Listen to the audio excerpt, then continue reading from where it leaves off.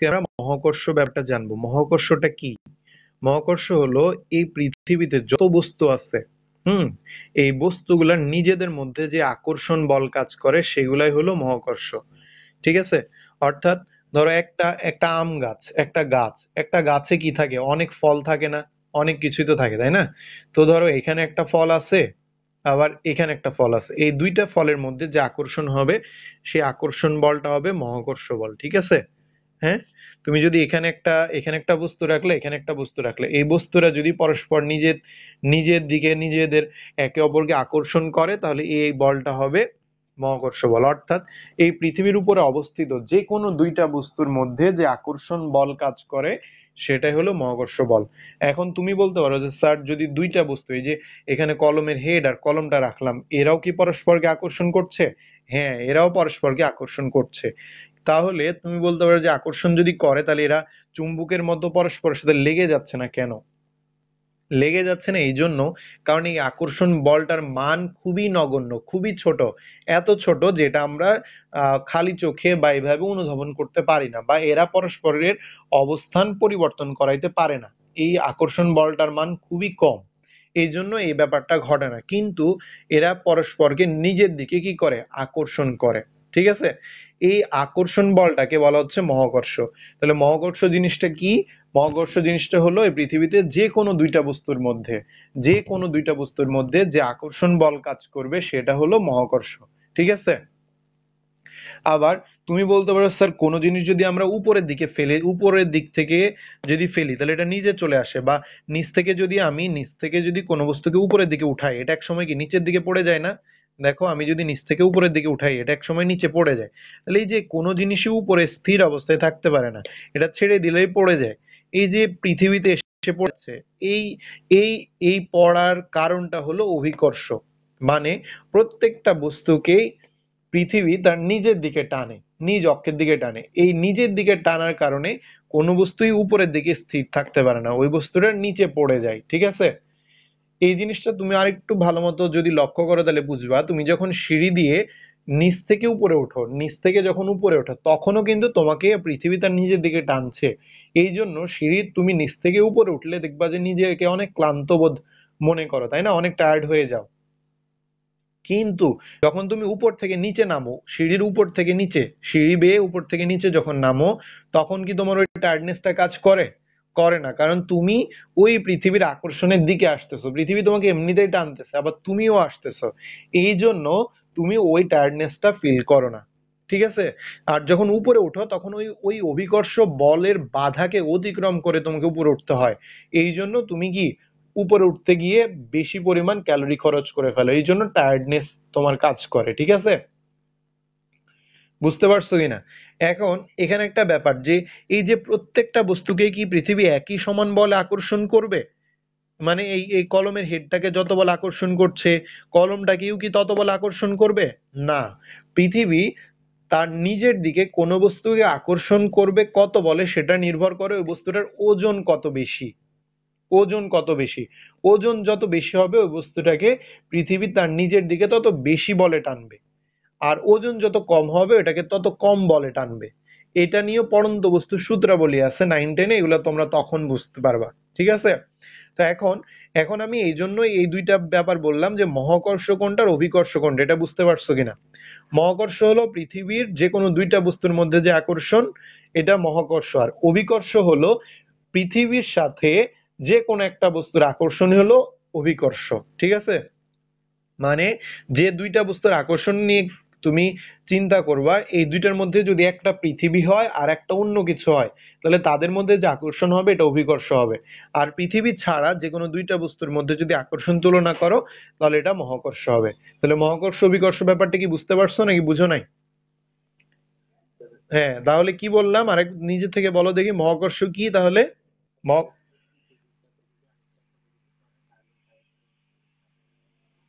হ্যাঁ, হ্যাঁ, তাহলে পৃথিবীর উপর যে কোনো দুইটা বস্তুর যদি আকর্ষণ হয়, তাহলে এটা মহাকর্ষ। ঠিক আছে? বুঝে গেছে কিনা? এখন এই তোমরা ওই যে নিউটনের একটা গল্প শুনছো না? নিউটনের মাথায় আপেল পড়ার একটা গল্প শুনছো না? যে নিউটন একদিন একদিন আপেল গাছের নিচে বসে চিন্তা করছিল, তারপর তার সামনে একটা আপেল মাটিতে পড়লো, তো তখন সে ভাবলো যে আপেলটা কেন মাটিতে পড়লো, এদিক ওদিক না গিয়ে কেন নিচের দিকে পড়লো। তাহলে এই নিচের দিকে পড়ার উপর যে চিন্তা, এই চিন্তা থেকে সে কিন্তু সূত্র আবিষ্কার করে ফেলছিল, ঠিক আছে। এই এই এই এই যে সে এই ব্যাপার নিয়ে চিন্তা করতে করতে মহাবিশ্বের আহ, মানে গবেষণা করে বের করে ফেলছে শুধুমাত্র পৃথিবীই না, যে আপেলটা তো পৃথিবীর যে আকর্ষণ বল, সে আকর্ষণ বলের কারণেই নিচে পড়ছে আপেলটা, তাই না? তাহলে এটা দ্বারা বুঝছে যে পৃথিবী ওই আপেলটাকে নিজের দিকে টানছে, এইটা। তাহলে এইটা সে গবেষণা করে বের করতে গিয়ে সে এটাও বের করে ফেলছে যে পৃথিবীতে শুধু পৃথিবী অন্য বস্তুকে আকর্ষণ করে এরকম না, বরং পৃথিবীতে যে কোনো বস্তু একে অপরকে নিজের দিকেও কি করে, আকর্ষণ করে। তাহলে পৃথিবীর যে আকর্ষণ করতেছে এটাকে অভিকর্ষ নাম দেওয়া হয়েছে। আর যে কোনো দুইটা বস্তু একে অপরকে যে নিজের দিকে আকর্ষণ করে, সেই আকর্ষণ বলটাকে বলা হয়েছে মহাকর্ষ বল। এই নিউটন এই এই যে দুইটা বস্তুর মধ্যে যে আকর্ষণ বল, এই আকর্ষণ বলকে কি করছে, একটা সূত্রের মাধ্যমে উপস্থাপন করছে। এই এই আকর্ষণ বলটাকে সূত্রের মাধ্যমে উপস্থাপন করা যায়, আমরা আজকে সেটাই দেখব। তার আগে মহাকর্ষ বল কি সেটা লিখে নিই। মহাকর্ষ বল হলো বিশ্বের যে কোনো দুইটি বস্তুর মধ্যে যে আকর্ষণ, বিশ্বের বিশ্বের যে কোনো দুটি বস্তুর মধ্যে, দুটি বস্তুর মধ্যে যে আকর্ষণ, যে কোনো দুটি বস্তুর মধ্যে যে আকর্ষণ, তাকে কি বলে, মহাকর্ষ বলে। মহাকর্ষ বলে, এটা বুঝতে পারছো কিনা? বিশ্বের যে কোনো দুইটা বস্তুর মধ্যে যে আকর্ষণ বল সেটাকে বলা হচ্ছে মহাকর্ষ বল, ঠিক আছে। এখন এই নিউটন সাহেব কি করছে, তার পরীক্ষালব্ধ ও প্রমাণ থেকে একটা সূত্র উপস্থাপন করছে, সেই সূত্রটা মহাকর্ষ, নিউটনের মহাকর্ষ সূত্র নামে পরিচিত। এবং এই আকর্ষণ বলটা কিসের উপর নির্ভর করে, কিসের উপর করে না, এবং এটা কিভাবে কাজ করে সেই ব্যাপারটা আমরা সূত্রের মাধ্যমে দেখব। তার আগে আমাকে জানতে হবে বা বুঝতে হবে যে এই এই যে আমাকে বলা হলো যে কোনো দুইটা বস্তু, তাই না? ধরো এটা একটা বস্তু আর এইটা একটা বস্তু, এই দুইটা বস্তু, এই দুইটা বস্তু যদি কি করা হয়, পাশাপাশি রাখা হয়, তাহলে তারা পরস্পরকে কি করবে, নিজের দিকে আকর্ষণ করবে নিউটনের সূত্র অনুসারে, হ্যাঁ। তাহলে এই আকর্ষণ বলের মানটা কত হবে, এই মানটাই সে সূত্রের মাধ্যমে প্রকাশ করছে, আকর্ষণ বলের মানটা কত হবে। তো এটা আমরা প্রমাণ করব। তো এই আকর্ষণ বলের মান দুইটা জিনিসের উপর নির্ভর করে, দুইটা জিনিসের উপরে। সেটা কিসের উপরে, এই বস্তুটার ভর কত সেটার উপরে।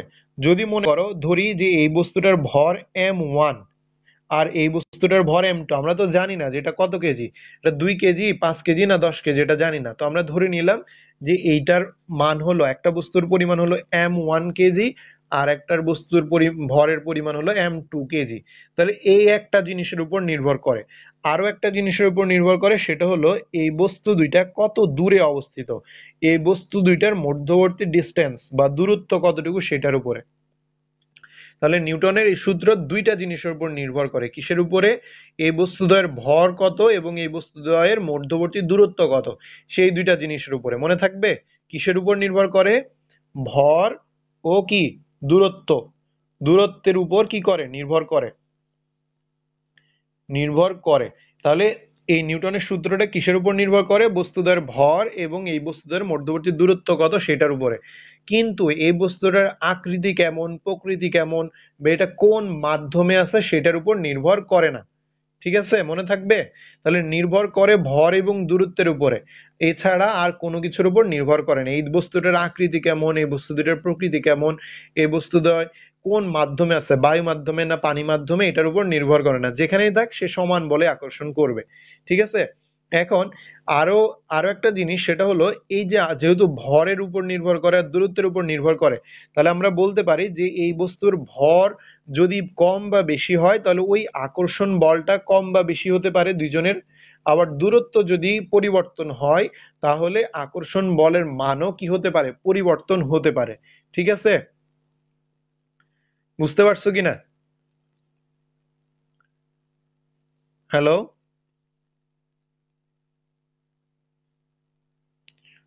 সিয়াম বুঝতেছো? তাহলে আমরা এখানে ধরে নিছি যে ধরা যাক কি, ধরা যাক M1 এবং M2, M1 এবং M2 ভরের দুটি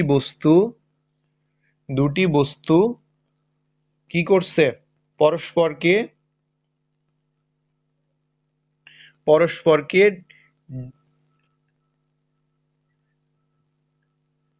পরস্পর পরস্পর থেকে ডি দূরত্বে অবস্থিত, ডি দূরত্বে অবস্থিত। হ্যাঁ, এখন আমি বললাম কি যে যদি দুইটা বস্তু এরকম পাশাপাশি অবস্থান করে যে কোনো দূরত্বে, তাহলে এরা নিজেকে একটা বলে আকর্ষণ করবে। তাহলে আমরা ধরে নিলাম যে এর মধ্যে যে আকর্ষণ বল, সেই আকর্ষণ বলটা এফ। তাহলে এদের মধ্যে আকর্ষণ বল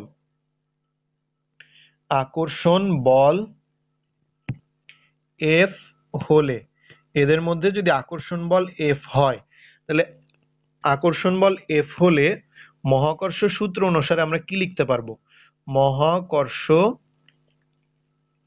সূত্রানুসারে মহাকর্ষের সূত্রটা যদি তুমি লক্ষ্য করো, মহাকর্ষের সূত্রের প্রথম অংশে আছে যে দুইটা মহাবিশ্বে প্রতিটি বস্তুকণা একে অপরকে নিজের দিকে আকর্ষণ করে, এই আকর্ষণ বলের মান বস্তু দুইটার ভর, এই বস্তু দুইটার যে ভর আছে সেই ভরের গুণফলের সমানুপাতিক, বস্তু দুইটার ভরের গুণফলের সমানুপাতিক। অর্থাৎ এদের যে ভর আছে তাদের ভরকে যদি আমি গুণ করি, এই গুণফলটা হবে আকর্ষণ বলের সমানুপাতিক, মানে গুণফল যত হবে আকর্ষণ বলের মানও তত হবে। বা আকর্ষণ বলের এই ভরের মান যদি বাড়ে, আকর্ষণ বলের মানও বাড়বে। অর্থাৎ এটাকে যদি আমরা লিখতে চাই তাহলে আমরা লিখতে পারবো F proportional to M1 into M2। এটা যদি আমরা 1 নং সমীকরণ ধরি, মানে ওই সূত্রের প্রথম অংশ এটা। নিউটনের মহাকর্ষের সূত্রের প্রথম অংশে বলা আছে যে দুইটি বস্তুর ভরের গুণফলের সমানুপাতিক হবে আকর্ষণ বলের মান।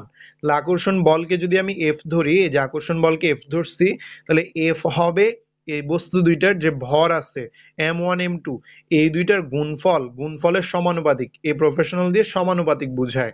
অর্থাৎ এটার মধ্যে সম্পর্ক হলো সমানুপাতিক হারে বৃদ্ধি পাওয়া বা সমানুপাতিক হারে হ্রাস পাওয়া। যদি বস্তু দুইটার ভরের পরিমাণ 2 গুণ বৃদ্ধি পায়, আকর্ষণ বলের মানও 2 গুণ বৃদ্ধি পাবে। যদি ভরের গুণফল 2 গুণ কমে যায়, আকর্ষণ বলের মানও 2 গুণ কমে যাবে। যদি ভরের গুণফল 3 গুণ বৃদ্ধি পায়, আকর্ষণ বলের পরিমাণও 3 গুণ বৃদ্ধি পাবে। এটা দ্বারাই বুঝায়। ওকে, এরপর দ্বিতীয় অংশ আছে। দ্বিতীয় অংশে আবার বলা আছে কি যে এই আকর্ষণ বলের মান, এই যে বস্তুদ্বয়ের যে দূরত্ব আছে সেই দূরত্বের বর্গের ব্যস্তানুপাতিক মানে এটাকে ভগ্নাংশ আকারে লেখা হয়। দূরত্বের বর্গ, দূরত্বকে আমরা কি দ্বারা প্রকাশ করি? ডি দ্বারা। এই যেখানে ডি দ্বারা প্রকাশ করছি, এই ডি এর বর্গের কথা বলছে, বর্গ দিয়ে দিলাম, বর্গের ব্যস্তানুপাতিক মানে 1/d²। তাহলে এই দ্বিতীয় অংশে বলা আছে যে এই দুইটা বস্তুর যে দূরত্ব আছে, এই দূরত্বের বর্গের ব্যস্তানুপাতিক হারে এই বলের মানটা পরিবর্তিত হবে। এই জন্য আমরা এ প্রপোর্শনাল টু 1/d² লিখে নিলাম। যেহেতু আমাকে বলা ছিল কি ব্যস্তানুপাতিক মানে 1/, ওইটা হয় ব্যস্তানুপাতিক মানে 1/, যেটা বলা থাকবে সেইটা। তাহলে আমাকে বলা আছে যে দূরত্বের বর্গের ব্যস্তানুপাতিক, এই জন্য দূরত্বকে যেহেতু ডি ধরছিলাম, এই জন্য দূরত্বের বর্গ করে দিছি, আর ব্যস্তানুপাতিক মানে 1/d²। ঠিক আছে, আর এটা কিসের মান? এফ এর মান। তার মানে এফ এর মানটা ভরের সাথে সমানুপাতিক, ভরের গুণফলের সমানুপাতিক, আর দূরত্ব ডি এর বর্গের ব্যস্তানুপাতিক এইটা। তাহলে এই সূত্রে দুইটা অংশ আছে, এই দুইটা অংশের মধ্যে এই দুইটা অংশ, যে বর্গের এই যে ভরের গুণফলের সমানুপাতিক আর দূরত্বের বর্গের ব্যস্তানুপাতিক এইটা। এখন এই 1 আর 2 নং সমীকরণ যদি আমি নিই, 1 ও 2 নং সমীকরণ হতে পাই, 1 ও 2 নং সমীকরণ হতে আমি লিখতে পারবো যে F proportional to M1 M2, এটা সমানুপাতিক ছিল তাহলে উপরে যাবে, আর এটা ব্যস্তানুপাতিক ছিল মানে এটা সবসময় নিচে থাকবে। ঠিক আছে, তাহলে F proportional to M1 M2 divided by d², এটা বুঝতে পারছো কিনা? এখন দেখো, আমি এখানে সূত্র আকারে যদি লিখতে চাই, আমার প্রফেশনালকে সমান বানাইতে হবে। আর মনে রাখবা, যখনই তুমি প্রফেশনাল উঠাবা তখনই এটার পরিবর্তে সমান দিতে হবে, আর সমান দিলে এখানে একটা ধ্রুবক চলে আসবে। অর্থাৎ এই মানটা অন্য আরেকটা জিনিসের উপরেও নির্ভর করবে, সেই মানটা হলো জি। এটাকে মহাকর্ষীয় ধ্রুবক বলে। প্রফেশনাল উঠাই দিতে হলে একটা ধ্রুবক মান বসাইতে হয়, সেই ধ্রুবকটা হলো জি। এই জি কে বলে সর্বজনীন মহাকর্ষীয় ধ্রুবক। তাহলে এইটার উপরে যা ছিল তাই, m1 m2 divided by D square. তাহলে এটাই হলো আমার মহাকর্ষের সূত্র। হ্যাঁ, নিউটনের সূত্র, যে এফ প্রফেশনাল এফ সমান G into m1 m2 divided by D square. এই সূত্রে যদি তুমি মান বসাও, তাহলেই তুমি ওই বস্তু দুইটার আকর্ষণ বলের মান পেয়ে যাবা। এখানে যে জি বসাইছি, এই জিটা হলো, এখানে জি হলো সমানুপাতিক ধ্রুবক। জি হলো সমানুপাতিক সমানুপাতিক সমানুপাতিক ধ্রুবক। জি হলো সমানুপাতিক ধ্রুবক, ঠিক আছে। একে একে কি বলে? একে সর্বজনীন বিশ্বজনীন বিশ্বজনীন একে বিশ্বজনীন মহাকর্ষীয় ধ্রুবক বলে। মহাকর্ষীয় বিশ্বজনীন মহাকর্ষীয় ধ্রুবক ধ্রুবক বলে। এই বিশ্বজনীন মহাকর্ষীয় ধ্রুবক যে জি, এটার একটা নির্দিষ্ট মান আছে, এর মানটাও মনে রাখতে হবে। অঙ্কের সময় এর মানগুলো লাগবে। এর মান জি সমান কি, 6.67 গুণ 10^11 newton metre square KG inverse 2। এটা একক, newton metre square KG inverse 2। অর্থাৎ তুমি যদি দুইটা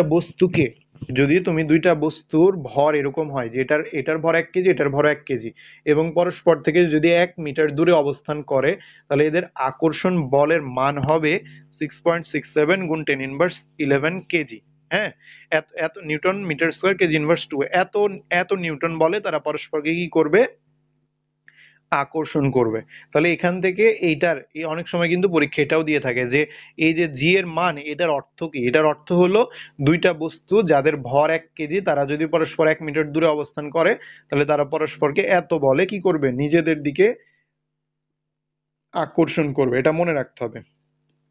এখন এই যে এই অংশটা দ্বারা আমরা কি বুঝলাম? এখানে দেখো, এই যে এফ, এটার সাথে সমানুপাতিক, ভরের গুণফলের সমানুপাতিক। তাহলে এখান থেকে আমরা বুঝি যে যদি ভরের গুণফল দ্বিগুণ বাড়ানো হয়, এটা তাহলে দ্বিগুণ বাড়বে, ঠিক আছে।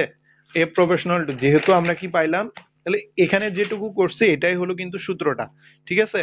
আর এখান থেকে আমরা একটা সিদ্ধান্তে উপনীত হতে পারি। সেই সিদ্ধান্ত হলো যে যেহেতু F proportional to m1 m2, তাহলে এখান থেকে আমরা বলতে পারি যে নির্দিষ্ট দূরত্বে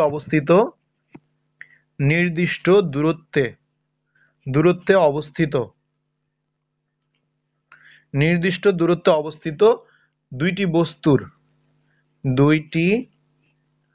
বস্তুর ভরের ভরের এই যে ভর, এখানে ভর আছে না, m1 m2, এটা তো বস্তুর ভর। এই ভরের গুণফল দ্বিগুণ হলে, ভরের গুণফল যদি দ্বিগুণ হলে, এই আকর্ষণ বল এফ হলে আকর্ষণ বল দ্বিগুণ দ্বিগুণ বৃদ্ধি পাবে। তারপরে যদি আকর্ষণ বল, এই যে ভরের গুণফল যদি 3 গুণ হয়, ভরের গুণফল যদি 3 গুণ হয়, ভরের গুণফল 3 গুণ হলে আকর্ষণ বল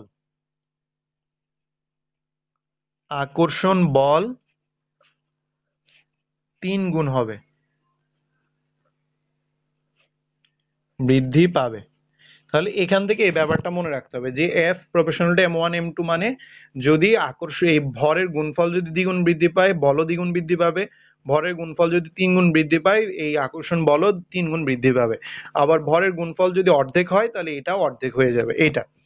আবার আমরা দ্বিতীয় অংশে কি পাইছিলাম, এফ প্রপোর্শনাল টু 1/d², অর্থাৎ এটা হলো ওই দূরত্বের বর্গের ব্যস্তানুপাতিক, দূরত্বের বর্গের ব্যস্তানুপাতিক। এখানে চিন্তা করো যে এফ সমান যদি 1/d² হয় তাহলে এটা দ্বারা কি বোঝায়, এক, এখানে দেখো দূরত্ব যদি দ্বিগুণ বৃদ্ধি পায়, দূরত্ব যদি দ্বিগুণ বৃদ্ধি পায় তাহলে এখানে কি হয়ে যাচ্ছে, 1/4 হচ্ছে।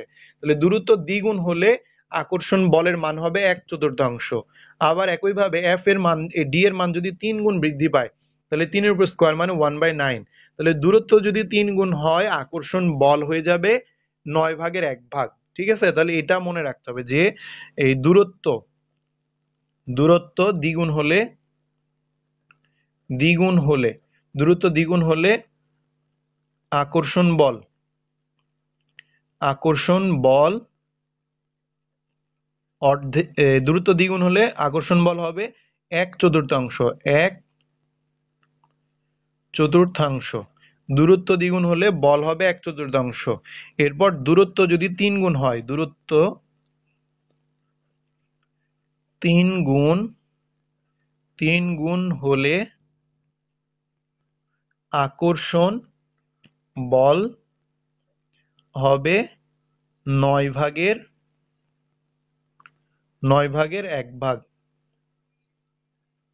কিভাবে 9/1? এই যে দূরত্ব 3 গুণ যদি হয়, ডি এর মান যদি 3 হয় তাহলে 3 এর উপর স্কোয়ার মানে কত, 1/9। তাহলে দূরত্ব যখন তুমি 3 গুণ বাড়াচ্ছ তখন বল 9/1 হয়ে যাচ্ছে, ঠিক আছে। তাহলে ব্যস্তানুপাতিক ব্যাপারটা এরকম, যদি তুমি 2 গুণ বাড়াও তাহলে এটা 4/1 হয়ে যাবে, 3 গুণ বাড়াইলে 9/1 হয়ে যাবে, 4 গুণ বাড়াইলে 16/1 হয়ে যাবে।